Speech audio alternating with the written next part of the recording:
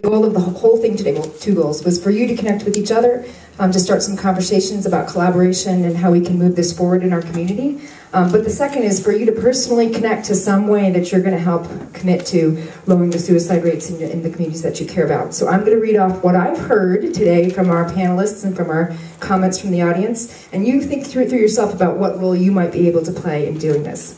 Number one, I heard that we need better surveillance. So if you're working in a place that can capture some data, whether that's a hospital or a school system, we need to be asking, or a funeral home, whatever it is, we need to be capturing better data about what's happening in suicide behavior, whether that's attempts, death, people who are needing bereavement support, whatever it is. We need to get some better data so that we can advocate for better funding and public policy change.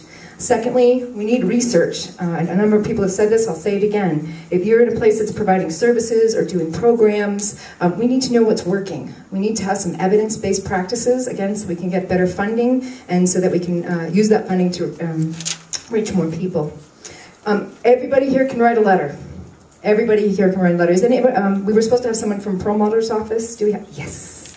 Okay, everybody, big round of applause. Woo! We put this press advisory, this invitation to come to every one of our elected officials, and we had one who sent a representative from his office. Okay, we need more of our elected, I'm sorry, and we have a coroner here. But you were a given, but you also sent it out to a number of elected officials too. So we need more. We need more people who are in positions of power who can create large systemic change around this issue, and they're only going to show up if it's us that says this is important. So every one of us can write a letter. We can write a group letter from our class, right? We can write, the more names, that's what they're listening to. Are their constituents interested in this issue? The more names we can put in front of them and says, this means a whole lot to me, the more that they're going to pay attention. So everybody can write a letter, and these are the things that we need to be asking for.